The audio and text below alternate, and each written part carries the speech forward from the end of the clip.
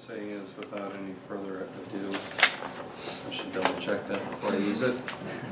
I'd like to bring up Ryan, if you could, and give us your introduction of Nick's speech today. And if you could welcome Ryan to the podium to be Nick's evaluator.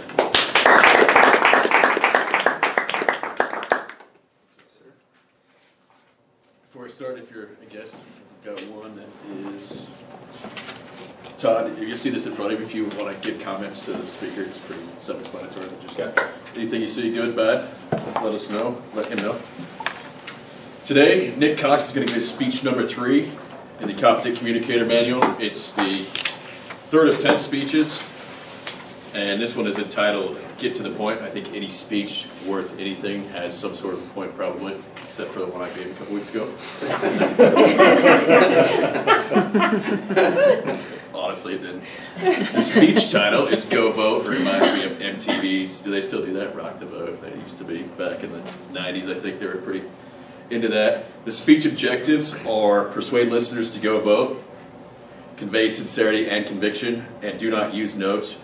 Someone last time, I believe it was Lori, wanted to know, each speech has specific objectives, so I made this. I was going to try to set it in a non-distracting place. It's not really all that well thought out at the moment.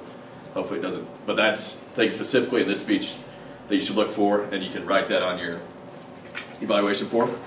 Even more specifically, I think through rigorous video analysis, Nick has picked up on these things himself, and he wants us to make sure he doesn't do this.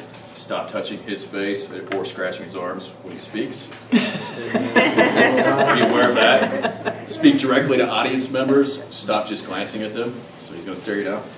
And stop doing my eyes up when I'm thinking, which I think a lot of us do.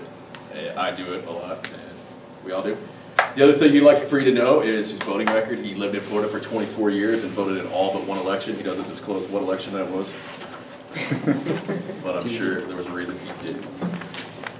I'd like to bring up Nick Cox to give speech number 3 entitled "Go Vote."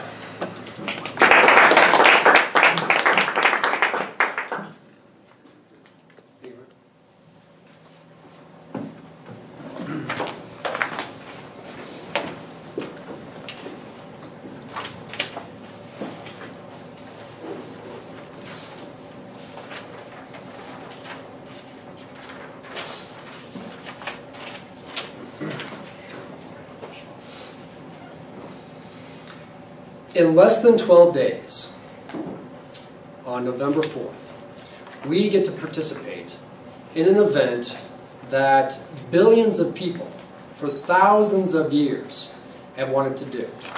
We get to go vote. We get to go decide how we're going to be governed. But statistics show that roughly only 40% of us will actually go out and participate. That means in this room, 6 of us will decide how the rest are governed. Now, there are a lot of excuses why people don't go vote.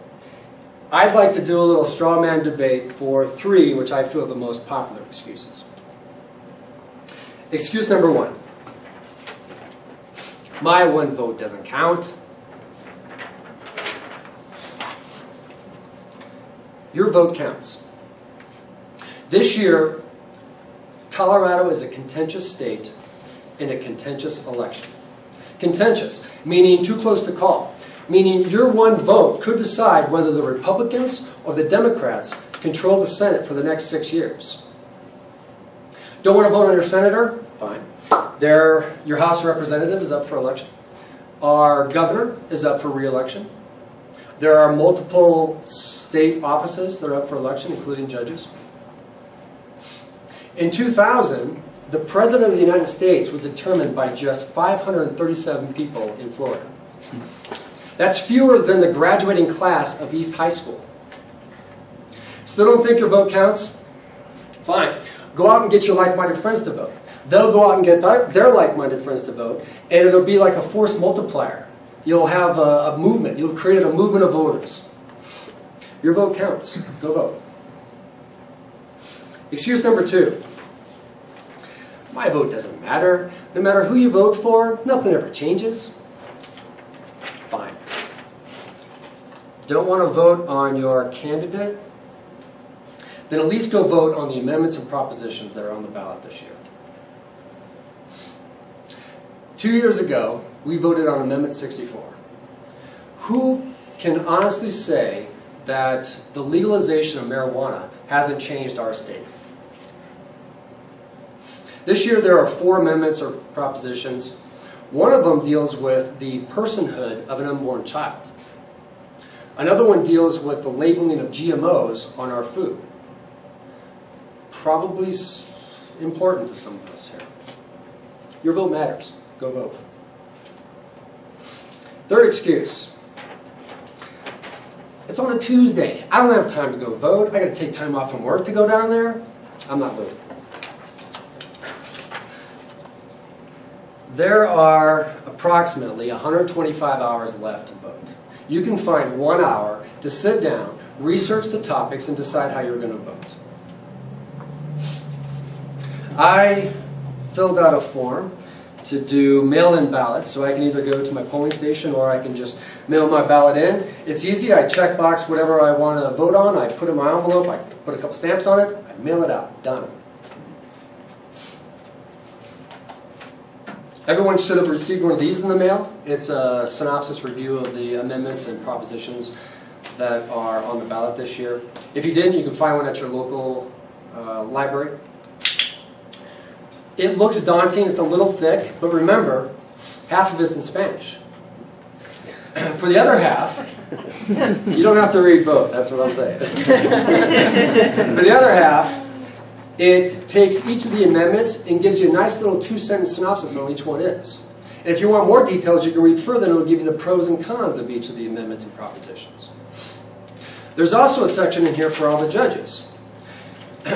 There is a committee that reviews the judges. It's a peer of their, or it's their peers that reviews them and gives a 1-word description of whether they should be kept as judges or they should get the boot. Normally they vote 10-0 to keep the judge, to retain. But this year, there are 2 judges that they voted differently on. And they're dependent on us to research, evaluate, and decide whether those judges should keep their job or not. Voting is important, voting is easy, and voting is fun. What's not fun is being told you can't vote. In 2000, I went to my local polling station. I walked up to the elderly woman sitting at the desk. I handed her my ID, and I said, "Hey, I'm here to vote." She looked through her list, and she said, "I'm sorry, you're not on my list." What do you mean I'm not on your list? It's election day. I'm at my polling station. I'm here to vote. She looked through the list again. She said, "I'm sorry, there's nothing we can do." I was livid. I was angry, and I had no recourse. Found out later, Catherine Harris, the state, for the state of Florida, she was the Secretary of State. She sent a letter to all the counties with a list of names, felons, and asked that these names be removed from the voting list.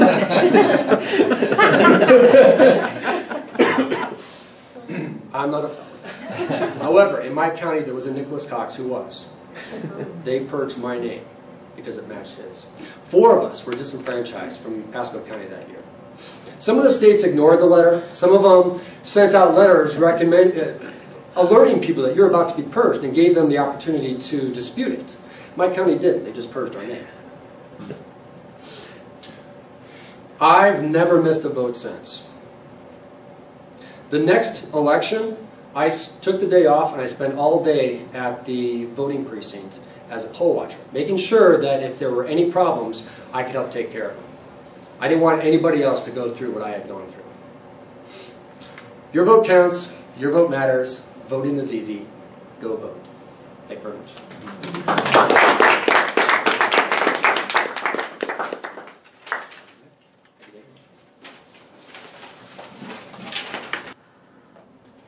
Next, we're going to walk through the evaluations. And I'd like to bring up Ryan, who will be evaluating Nick's speech. And if you could welcome Ryan to the podium, please. We saw today Nick give us his speech, his 4th speech, but number 3. in the book. So he's done 4, it's good. I've seen him improve definitely the whole way. He approached the go vote subject with a jovial demeanor, I would say, rooted in sincerity. I really felt like you wanted us to go vote. It wasn't anything phony about it, so that was really good. I liked how you started saying 6 people here will decide for all of us, because I'm like, what 6 do I want? I don't know. Maybe we'll talk later who I want to represent me. I thought your visuals were effective, and I thought it was really good how you bulldog this out of the way. This is clearly kind of an afterthought, and I think we can find a place for it, but it's your stage. Do what you want. Tell people this is my show. Use the word contentious, which I think is right. I was going to put that in the plus or minus. I'm not sure, but I think to me contentious means more like animosity and things like that, so be careful how you use it. 537 votes, that number is always incredible to hear as an American citizen. That's how close that election was. I like the use of the word force multiplier, that phrase. I've heard it in a business setting, and I really like hearing it in a non-business setting because it drives me crazy in a business setting. Thought the color of the text was really good, that you differentiated in your 3, and green being easy last. Your order was really good. Your vote counts, it matters, and it's easy, very simple things to remember. One thing, there are a couple things I picked up on that you can improve. You said in fewer than 12 days. I think I'd put it at a finite amount, say in 12 days, because I saw that they said one of the top 6 organs in the world, which to me means automatically it's number 6. Otherwise, you wouldn't say it. So just say in 12 days. You were looking for better eye contact. I thought your eye contact was good. It wasn't great. And I wouldn't have minded if you'd engage people at the end, kind of almost said, okay, who's not going to vote after hearing the speech, and pick on people that you know and say, Laura, have you voted? Are you voting? I wouldn't have minded that at all in this speech. I think it would have been appropriate. It's not asking people who they're voting for. It's just whether you're voting. The eye rolls, a couple times I think you were trying to remember word peers in regards to Judge and then Catherine Harris. I don't find it overly distractive. One time you reviewed the list and you didn't do it parallel, you didn't say counts, matters, and easy in that order. You used a different word. I think it's important if you're trying to reinforce the points to keep doing that.